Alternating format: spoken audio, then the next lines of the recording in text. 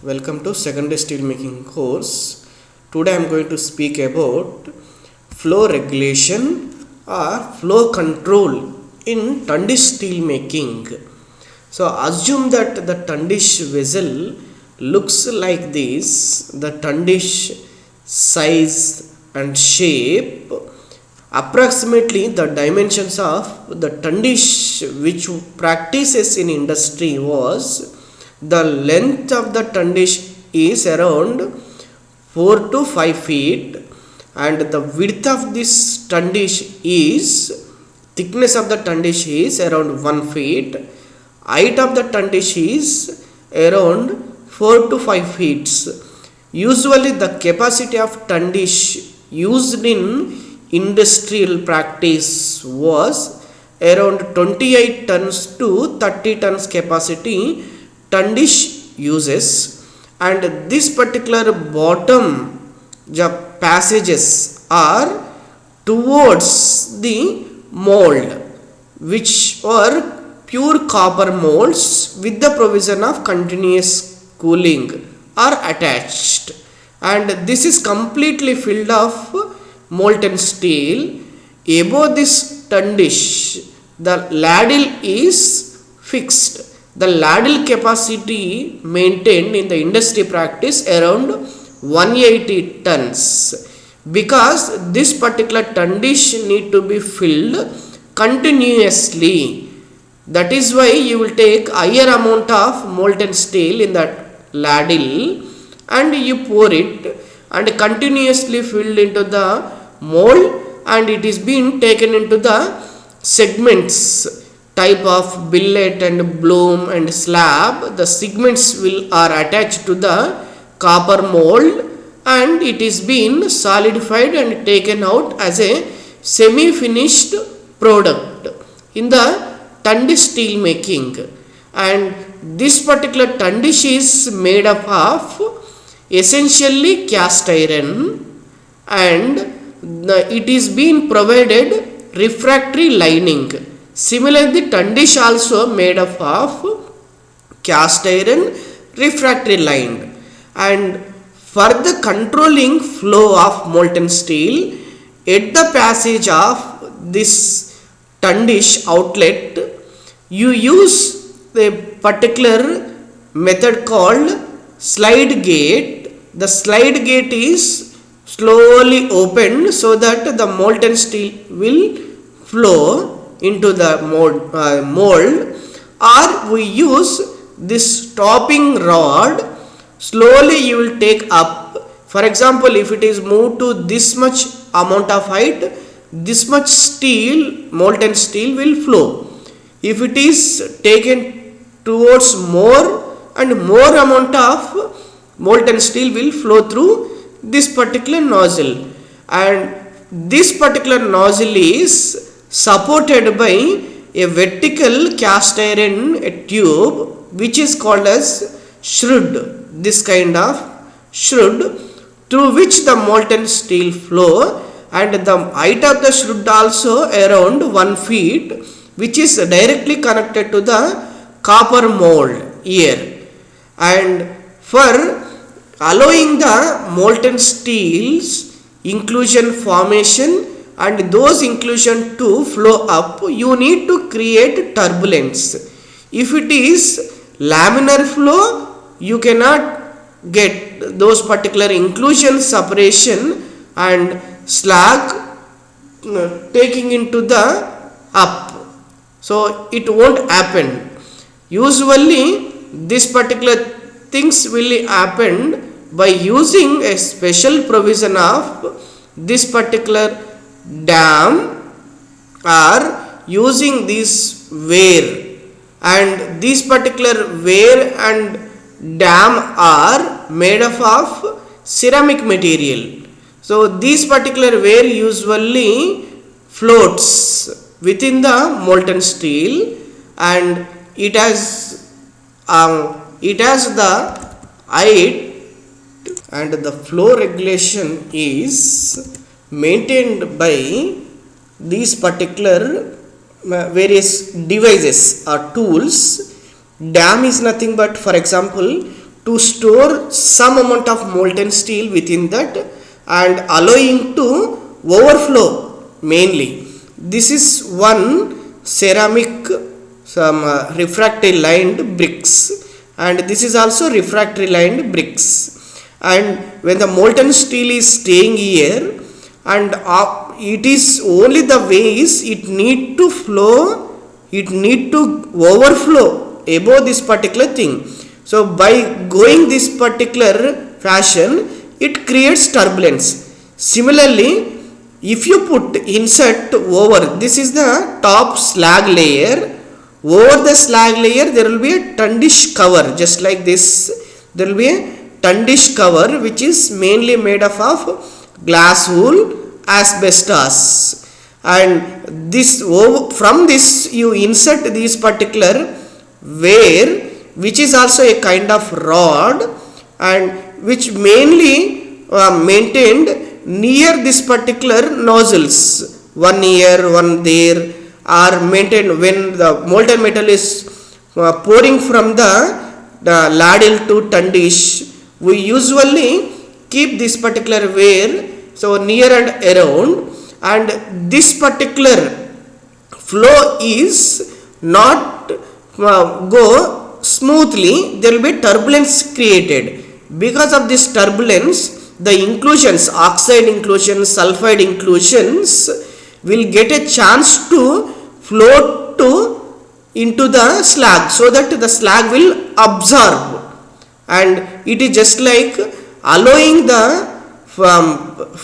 inclusions and floating to the up. It helps these particular flow regulations. And the amount of steel, for example, the initial molten steel is being poured here, it is been staying, and because of the air entrap, the solidification temperature may be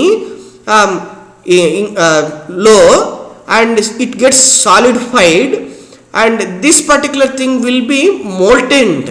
As you are pouring the molten steel, that particular temperature compromises, it convert into the molten steel, and it goes to these patches. This is basically design of using stopper rod instead of sliding gate mechanism.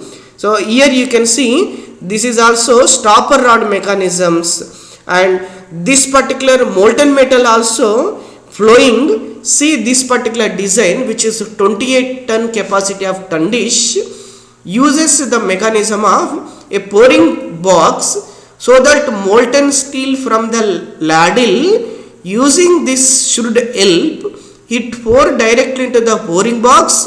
Once it fills, and it will overflow. That particular direction helps in the inclusion formation and floating up. The turbulence is created. Similarly, when you use one dam here, and it comes to here, and it need to overflow, and it need to go to this particular exit, so that it goes to the next continuous casting molds. Using this particular stopping rod, you can stop the flow. So it is there are many of the situations for creating the purging. This we use baffles also, this kind of turbulence creation, argon purging, argon gas purging from the top side, or from this particular sliding gate plug. So there are few mechanisms usually practiced in the industry, and this is how this particular thing is a pouring pad. So when you are pouring the molten steel, instead of falling directly on the tundish plate, so it falls in this particular pouring pad, so that you can protect this particular tundish pad bottom for longer duration. So there are many advantages using these particular practices. Now coming to the few more parts of entire tundish. This is a ladle, and from the ladle, so there will be a sliding gate. You take out the sliding gate, so that molten steel flow through this particular should into the tundish. This particular tundish, this part is pouring pad to avoid or protecting this bottom of the tundish vessel. and this particular thing is stopping rod as I have shown in the previous slide, and these particular things are inner Tundish nozzles, the flow. This is how the flow looks like, and this particular thing is sliding gate mechanism. 1, 2, 3 slide gate mechanism is also, instead of this particular stopping rod you can use this also, and this particular is baffles are kind of weights. This continuously a rod is being kept inside the molten steel so that you can create the turbulence. This particular thing is porous plug, so that this gives out these bubbles. It creates the bubble so that it creates within the molten steel turbulence, and this particular thing is a dam, refractory bricks constructed. This is where which floats within the molten steel, fixed in within this slag. It is fixed in the slag. It fits into the slag, and these are the more detail about flow controlled devices and tools in Tundish metallurgy. And now if I want to know how much time this particular molten metal is staying in Tundish, how do I calculate? If I know the total volume of the Tundish vessel, assume that 28 tons, and flow rate, if I know it is 3 tons per minute, 28 by 3 is nothing but 9, and around 9, rounded to the 9, the tau is this much amount of time will retain. It means 4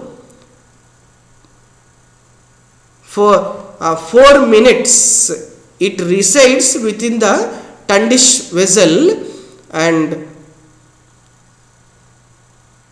around 9 minutes it retain, and this particular time it helps how much amount of time. If the more time is residence time is more, the inclusion float of inclusion modification and slag observing these inclusions, homogenization of the liquid metal temperature composition will be more. How do you achieve those particular things? If you use large Tundish volume, and if you use sliding gate mechanism flow, and if you decrease dead volume, there should not be dead volume within the Tundish. Everything supposed to be covered with molten steel, and it should not get immediately solidified, and allowing this particular zigzag form of line, it is nothing but flow should be zigzag so that turbulence will be created. And another part of this particular Tundish, we use ceramic filter, as I have seen in last slide. Ceramic filters usually it filters the inclusions from the molten steel which is inside the Tundish, which is fixed at the bottom of the Tundish. For the steel also it is developed. For aluminum it is already practiced, this ceramic filters. For steel also nowadays in the industries under practice. These things one need to remember. This particular part is different zones. This Tundish vessel is covered with over the slag. It is been covered with powder which is nothing but Tundish cover. If you look, this is a liquid steel. This is the bottom of Tundish, liquid steel in the Tundish, and this liquid steel is going to, this is the top part of the Tundish. It is the moment you add this particular powder, ceramic powder, it is also the melting, this temperature transfer to this liquid powder, it converts to the slowly liquid. Over this, to protect this, you use sintered powder so that it stiffens, and over this you use complete solid powder so that it acts as a cover over the Tundish cover, Tundish covering powder. which covers the slag, entire slag. And temperature, when you look around this particular, this is atmosphere, over this powder, atmosphere. Because of this particular heat transfer going from the tundish steel, which is liquid steel, to the atmosphere, the heat transfer this direction. And whereas from the atmosphere, oxygen, nitrogen and hydrogen try to enters into the liquid steel, mainly oxygen. This oxygen need to be avoided. So that is why we use this particular tundish powder cover, and these are the temperature drops. And when you see this liquid powder, it will be around 1550, and this particular fluid converted and melting point converted this powder, softening point. This is the temperature range from the top to bottom. This much amount of temperature need to be maintained while flowing from the tundish to mold. So this part also one need to remember. If the question is being asked that, so how do you protect the tundish molten steel? Any mechanism can be explained. This mechanism is quite suitable in practice in the industries. Now let me talk about tundish slag. The slag mainly composed of, because of this particular tundish cover, there will be pure silica. It is nothing but rice husk. It is a composition of rice husk is pure silica. There will be fly ash and synthetic powder. This is the composition of slag, tundish slag. Ladle slag and tundish slag is different. Tundish slag is because of the tundish cover. This is a combination of synthetic powder and silica. Whereas ladle slag, it is purely in the form of CaO, FeO. These particular tundish slag, ladle slags are removed continuously. These things are retained for the till empty of ladle tundish. It protects. And as I will explain in the last slide, there will be a steep temperature gradient exist from the top to bottom of ladle. And this particular slag, it becomes this nearest one, the layer tundish powder and ceramic powder cover becomes molten slag, whereas intermediate ones, it is semi-solid form, the top one is solid form. So if suppose in this particular ceramic powder, if 5 to 10% of carbon is present, this particular thing helps in taking out oxygen from the molten steel in the tundish as well as from the atmosphere, so it will not send the oxygen to going into the molten steel, so that you will be maintaining the clean steel. And coming to the tundish slag, main function aim is it prevents air passage from the atmosphere and to the liquid steel, or allowing the reoxidation and allowing this particular nitrogen, hydrogen, and will be protected by tundish slag. It mainly absorbs these inclusions which were floated, which were created in the molten steel of tundish. The slag mainly consists, in the case of tundish slag, is CaO, SiO2, Al2O3, and the basicity is supposed to be CaO by SiO2 supposed to be greater than 6.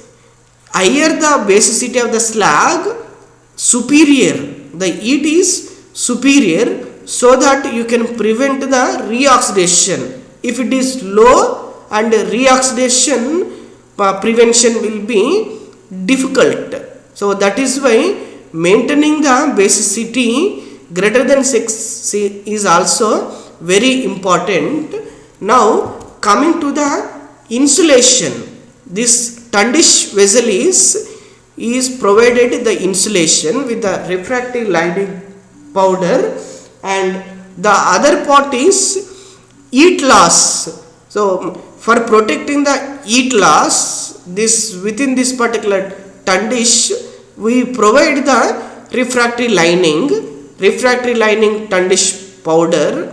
And coming to the molten slag, the insulation, thermal insulation is heat transfer supposed to be very low. So for that we provide the thermal insulation with the refractory lining powder, whereas slag, it protects the reoxidation and it accumulates the inclusions. The purpose of molten slag, thermal insulation, the tundish cover and refractory lining of the tundish vessel is different. This difference one need to notice. So there may be viva questions and gate questions on this kind of situation. Now while teaming from the ladle to tundish, when the molten metal is flowing, there may be entrainment of oxygen 42,000 ppm. This particular oxygen leads to the formation of macro inclusions, size of inclusions, micron meter of inclusions such as FeO and MnO forms. So how do you protect? This is one of the problem while teaming from ladle to tundish. It is mainly protected by using the cast iron shroud or submerged entry nozzles from the tundish to mold. Using of these things, it can be eliminated, this problem. Now another problem exists, that the slag, solidified slag at the vertex during the teaming. So how do you avoid that particular slag should not enter into the tundish? So it is mainly protected or controlled by, if you maintained not to empty out the ladle completely. If you empty out that particular slag vertex from the ladle, enter into the tundish and use the electromagnetic sensors to sense this particular vertex in the ladle. Now the prevention of reoxidation mainly achieved by these particular improved methods.